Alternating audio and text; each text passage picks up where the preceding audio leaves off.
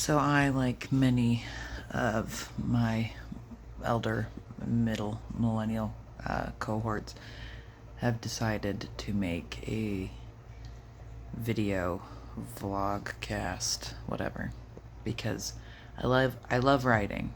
I find writing very therapeutic, but I also have issues with grip and my hands, and I mean, even holding this phone, because I don't know where all of my equipment is that I've purchased to mount the phone and do lighting, and it's all cheap shit that I've just collected over the last year and a half, and I haven't finished moving in yet. That's why my house is a mess.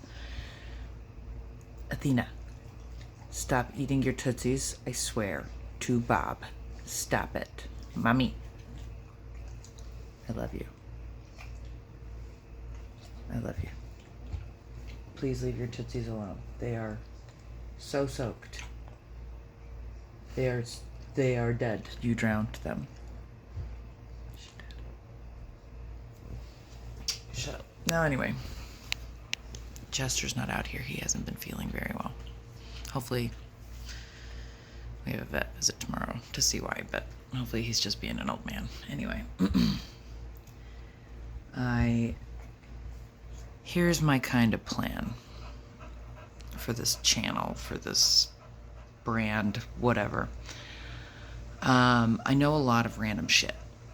Just so much random shit. And, stop it. Oh my god, I swear. I have to pet her. That will get her to leave me alone. And, what makes my type of knowledge fascinating, at least in my opinion, because you don't see people like me as often. I'm not saying I'm that unique, but like, when it comes to social science, most people specialize, in stuff and study that stuff. And otherwise, like, everybody has a little social scientist in them, every one of us is good at that kind of investigation and understanding the human psyche and that kind of stuff. Some better than others, but I mean literal, like, social science. I have 3 degrees in social science. Okay, I'm a literal social scientist. I practiced for 20 years. I think that makes me legit. Because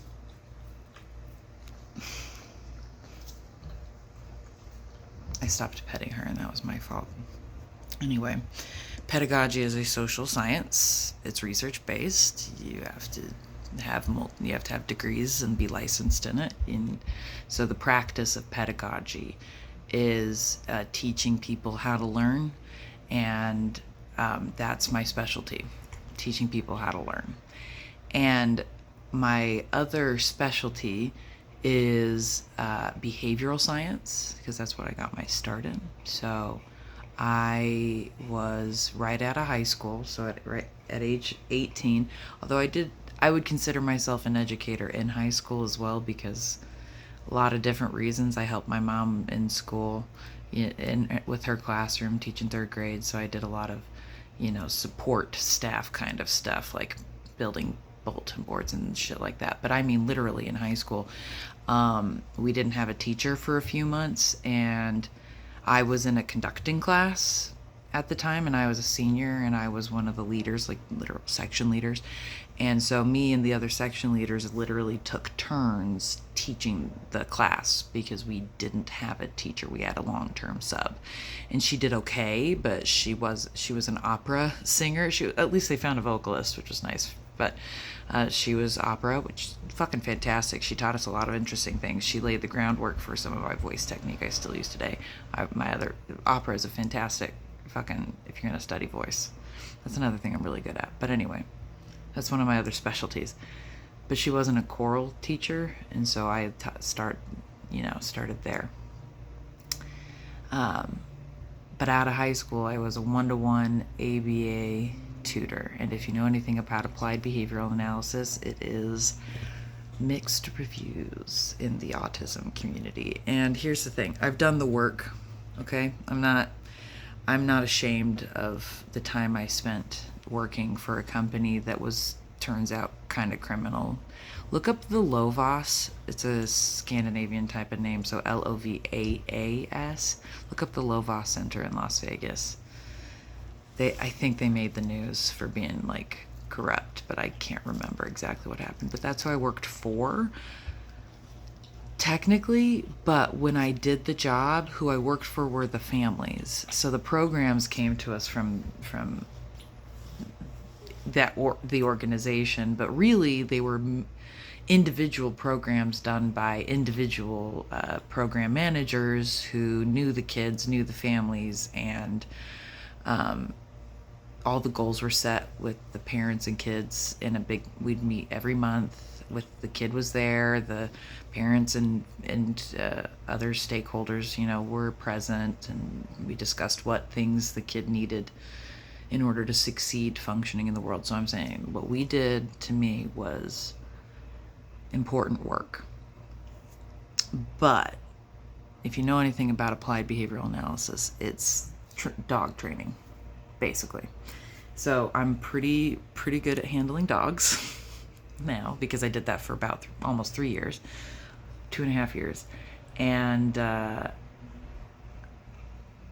it's not great for kids. And a lot of the things that they push for in those systems are actively harmful, not just not great. There's like trying to teach them to stop stimming and things like that. I worked at a different school. I worked at a private school for autistic kids where we basically force fed a kid who had sensory issues with food. It was with the parents' permission, and it wasn't like we weren't literally holding him down and force feeding him. I know I shouldn't say that, but like we would withhold recess and shit like that until he put a green bean in his mouth. It's just like, I know we don't do that anymore. Other people do. Me, no. And the community, not fans. But that's where I got my start. And I put all that out there because I want everyone to understand that when I say I'm particularly specialized in social emotional learning, I want you to know that I've done a lot of work with my own personal social emotional learning. And these are my credentials, as I can just demonstrate. And when I worked with autistic kids and kids with special needs in other classrooms, because I worked also as a paraprofessional in a functional skills class, so that was a mixed group of kids as far as ability goes and support needs. And then you've got I worked at a treatment center, so for kids with behavioral needs. So I worked very closely with the therapeutic staff. We had to attend group therapy with the kids a lot of the time, which was, that organization had issues too, but it's not the kids' fault. But, so I worked very closely with therapists, and I learned a lot of that. Plus, my first degree is in history. I have a history teaching degree, so it's a bachelor's of history teaching. So it's not not a specialist history degree.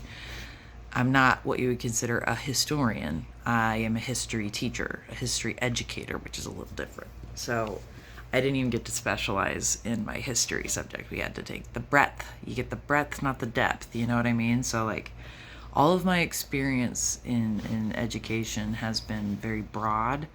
And the depth is in the practice itself, the pedagogy, the engaging with the social, emotional, and behavioral needs of the human. So that's what makes my specialty difficult to explain to people, because I came about it in such a weird, twisty kind of route.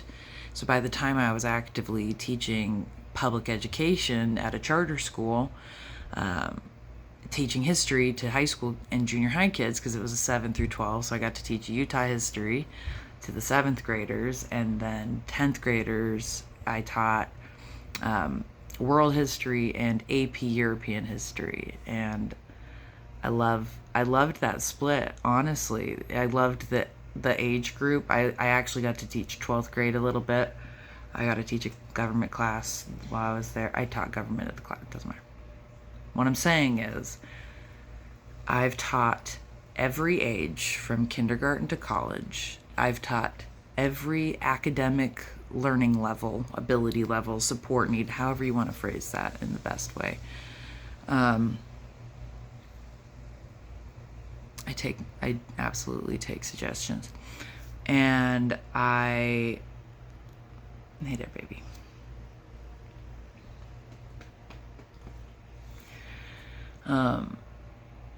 Sorry, what was I saying? And I specialized, the depth of my experience is working with people with difficulties engaging in the world, with people in the world, and the world around them. So I've worked 20 years with an emphasis in support for people who have emotional, mental, or behavioral issues or struggles or whatever. Did that make sense? It's hard to summarize. My life experience is so strange. And I intend to use all of that training, all of that weird background to reach the minds and hearts of adults now, because I've worked with kids enough, and I think the people who need these lessons in social emotional learning and the connections I can make. The nice thing about being an SEL instructor, I mean, I'm qualified. Like, I taught social emotional learning in school. I took coursework on it. Okay. I can teach social emotional learning as a theme through history. So I'm qualified to teach history from the beginning of time to today, although I'm not as good at today. The beginning of time is like, the beginning of human history is like my favorite. And I'm not even like a super specialist in it. I just really love ancient history and prehistory stuff. So like, if it's within the last 100 years, I lose interest. So I have less. It's not, no. I mean, I know the world wars and shit like that. I had to teach European and U.S. history and Utah history, and all of them talked about, and world history. We talked about the world wars, but no, if I was allowed to specialize for public education, which they don't, and that's a whole conversation I'm sure we'll get into at some point, but I would have specialized in ancient history because it's my goddamn favorite. But I am qualified and have taught every type of history from the beginning of humans to today. So, and government and Utah history specifically. And I was raised Mormon, so and my family, I'm related to Joseph Smith. My family goes way back. So if I talk about Utah stuff, I'm highly qualified to talk about Utah stuff. Pioneer heritage, both sides. And yeah, so I've just got a lot of experience in a really broad kind of way, and I'm going to use that experience, knowledge, teaching capacity, whatever, to teach social emotional awareness and learning and metacognition, and like the evolution of our ability to talk about our emotions and our mental state and things like that. As we talk about human behavioral development, like human development over time. We'll go through religious stuff because behavioral management is highly documented through religion, because behavior of the culture is highly dictated by the religion that is running the culture, and there's so much to fucking say about that. But anyway, and the reason why this is for adults is because I swear, and I like to, and I loved teaching kids, but I hated having to restrict my speech, and I'm not going to do that. So if that bothers you, you're in the wrong fucking place. Get the shit out of here. You're welcome for saying it like that. I was raised in a place, in an environment where my voice, my words were restricted, and then I worked in that environment for another 20 years, and I'm not restricting my voice ever again. So anyway, I'm also a musician. I'm in a band. I'm doing stuff with that, but that's a different product, different brand, different page. I'm sure it'll get connected here at some point, but this is its own thing. So I'm calling this a philosophy channel instead of a history channel, because I think philosophy covers it. Plus, I'm not trying to, you don't want to cite me as one of your sources for history shit. Like, I've read all the books, I've read the primary sources, I've done the research, I've taught the classes. I'm not saying I'm not qualified, but I'm not as qualified as other people are to be. I'm not your go-to for a history resource. I'm your go-to for behavior shit and pattern following. And I'm what makes me an interesting kind of historian is because I am a social historian, but also I know a little bit about every history discipline. Yeah. And like, I study, most historians, when they're legit, they specialize, so they know the thing they know. And historians out there, I love it, because you know everything I fucking don't. But not as many are adept at like global. Knowing a little bit about everything is a kind of unique way to be when you study history. That's all. So it makes me a little more that's why I want to lean into the philosophy thing, because it makes me a little more flighty when it comes to the details. It's more summaries and sentiments and suggestions and less dates. But I promise everything I tell you is accurate to as much as I know, and I'll check my own facts, and I love corrections. So if I get caught saying something that's inaccurate, I want to be told. Everyone learns better when failure is a part of the process rather than something to be avoided. So please, healthy, kind criticisms are welcome. We're gonna practice all that stuff. I'm gonna take you guys through my radical kindness bullshit I've been kind of cultivating, and nothing is original, so I'm not trying to patent or anything. I'm just good at collecting a lot of ideas and kind of synthesizing them into something that makes sense for other people. It's what I did for 7th graders for 20 years. Like, I can do that for you. So anyway, feel free to correct me. I may not cite sources. If I want to have a source, if I want to have people checking out something really good, I'll cite it for sure. I'm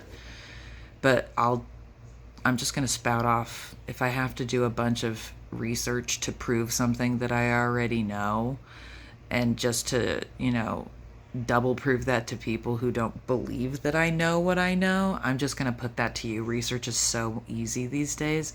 So I'm going to say, prove me right a lot. It's like, I'm pretty sure this is correct, but prove me right. So I'm going to put the research out to you, because part of this is me teaching you how to learn. And if I'm doing all the research for you, then are you really learning, or are you just like absorbing something that some random person on the internet is telling you and accepting it as truth? That's one of the things I'm going to teach, is to challenge all your sources. Always challenge your sources, because when you study history, primary sources are primary for a reason. They reign supreme, right? Because they're from the moment, from the era, from the time period that event you're trying to talk about happened. That's a primary source. Yeah, but people fucking lied. So Christopher Columbus is his own primary source.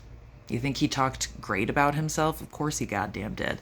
So one thing you have to do as a human in the world is get good at challenging your sources, and always seek for supporting sources for anything you want to determine as factual. That's the best part about studying history, is that the facts change. So you can't be hard set on one belief about a thing. I mean, people still try, people still do, people fight about definitions and interpretations of information all the time, but a good historian knows that facts are likely to change as new information comes in. So you can only prove something to a point, and you can only interpret things to a point. You say, this is what we know so far. And then it's much more open-ended, and when you're open-ended in your head, you're more likely to listen when new information comes around. And that's really a lot healthier. Anyway, I'm rambling. This is a good long video. A lot of these videos will be long. That's kind of the point, right? I used to teach 80-minute classes. Are you kidding? 80 or 90-minute block classes. And yeah, we would take breaks. I'd give them brain breaks, and we'd do activities, and I'll do that with you guys, but like, I can talk a long fucking time. So that's the kind of, there you go. Now you know what the plan is. Welcome to the channel.